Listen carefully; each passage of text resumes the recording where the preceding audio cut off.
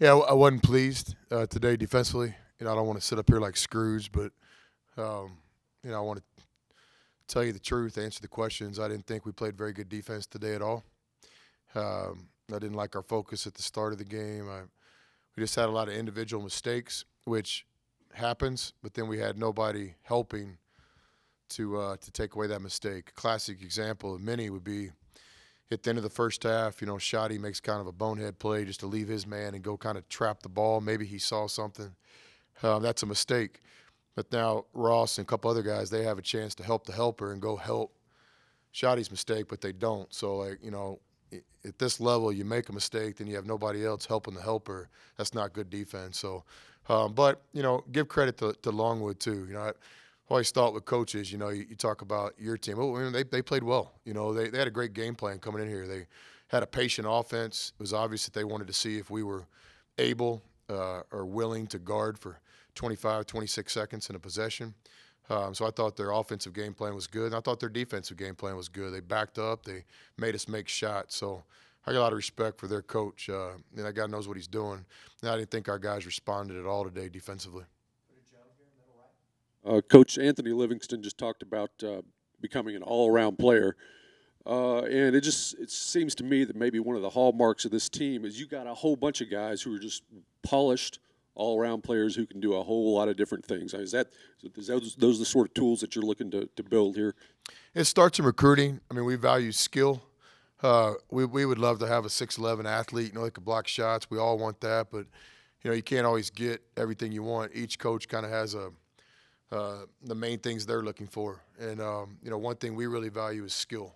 We want guys that can dribble, pass, shoot, or at least have a passion and a work ethic to develop into that over the course of their careers. And so, Anthony Livingston is one of the best examples in coaching that I've ever seen is improving his game. Some things you hear in athletics are once a guy gets to be a senior, once a guy gets to be older, once a guy's a pro, you can't really change their game. I respectfully disagree. I grew up watching the greatest player ever, Michael Jordan, and when he came in the league, he wasn't a great shooter. He left the league as the best shooter in the history of the game. He came in the league as a competitive defensive player, but not a disciplined defensive player. By year two, he's first team all NBA defense. So you can improve at different times in your career. Anthony, and I got a firsthand seat last year watching him play, coaching against him, was an impressive scorer. But I always thought, he could be a great passer, a great shooter, and a great defender. Here's a guy that's added so many things to his game already. He takes charges now. He passes the ball now. He sets great screens now. So it's just that Anthony deserves all the credit, but it's a great example about how you can improve through your career. And that will be the secret of our team. I sit here today. I don't know if we're ready to play in the best league in college basketball, but I do have a lot of confidence that our players are willing to put in the work and continue to improve as the season goes on. So I think we're a better team today than we were in November. And we've got to be a better team in January than December, and we got to be playing our best basketball in late February and March, and that's the objective. What do you feel about how Norrance got out there? Went 4 for 6, so shot pretty well. But just think about how he kind of got back in rhythm and just played today. Yeah, I was just really pleased with Norrance. He basically kind of took the same approach that Ross did coming back from his injury. With the younger guys, you worry that they're going to get out there and try to do too much or play outside of themselves. And I thought it was very obvious today. Norrance was calm. He played within the team concepts. He didn't force anything. He had a really productive game per minute played. So just like I was with Ross when he came back, I was really impressed with Norrance's professionalism, maturity. It looked to me like he was just trying to get out there and get his feet wet. With Norrance coming back, you're just down to Gio not being on the floor tonight. You have any update on him for not playing tonight? Yeah, so with Gio, it's kind of a team matter right now, and I'm not quite ready to make a statement now.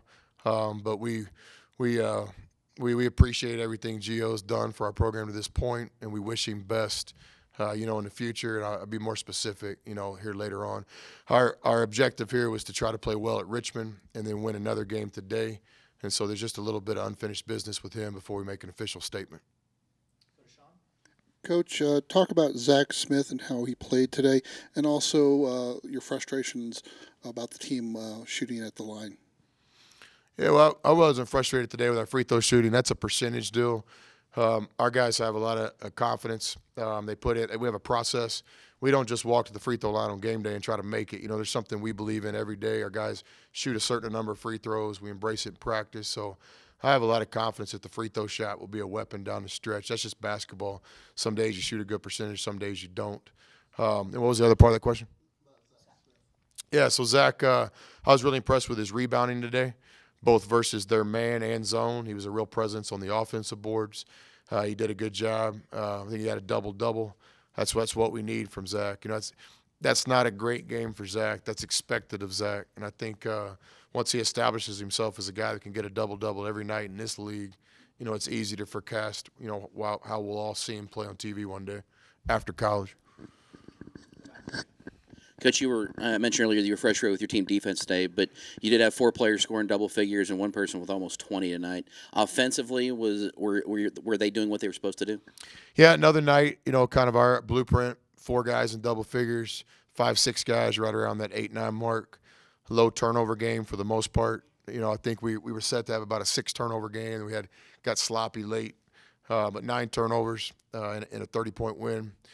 We shot a good percentage, over 50%. Free throws tonight kind of failed us, but we got to the free throw line. So I thought offensively we did a lot of good things. Yeah, this is turnover ratio 24-9. How'd you feel about that tonight? Yeah, it's unselfish basketball. You know, whenever you have 36 baskets, 24 assists, that means you're sharing the ball, you're making the extra pass. There's not a lot of one-on-one basketball going on. Some of that was because they were in zone defense, which leads to more assists. But I thought our guys were dialed in offensively tonight against their man, too. We had some great motion baskets, multiple people getting assists. So there were some positives there.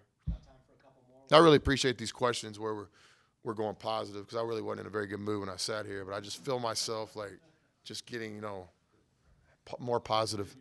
Process than rebounding. It seems like your team is really is becoming kind of a dominant rebounding team and getting on the offensive glass lately a little bit more too.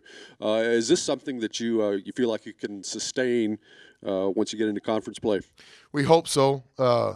Look, Longwood's a little bit undermanned. We're a bigger team. They had some guys out tonight, so that contributes to it. But give our guys some credit too. I think we have improved rebounding since the Rice game. After the Rice game, it was a real focus in practice and in the film room to try to improve our rebounding.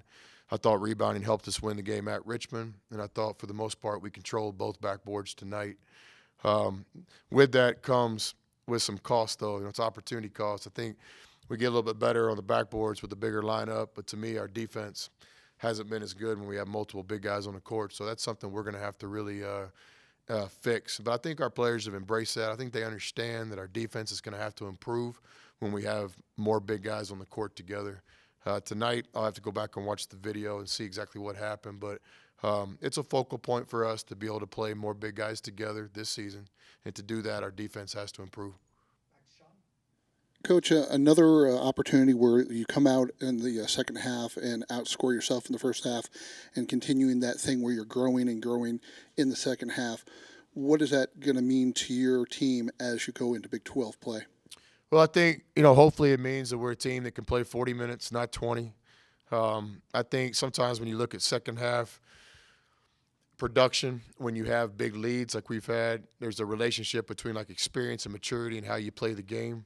You know, we have a unique game, right? We don't have a couple freshmen down at the end of the bench that we play when we get up 20 or 30. We have our full players, 11 guys tonight, and all 11 play. So when we get to 7, 8 minutes left in the game and we have a big lead, we're still trying to play our brand of basketball. And I think for the most part, I've been pleased with that this first semester. I think our guys have respected the game and respected the opponent and continue to try to play good basketball regardless of what the scoreboard says.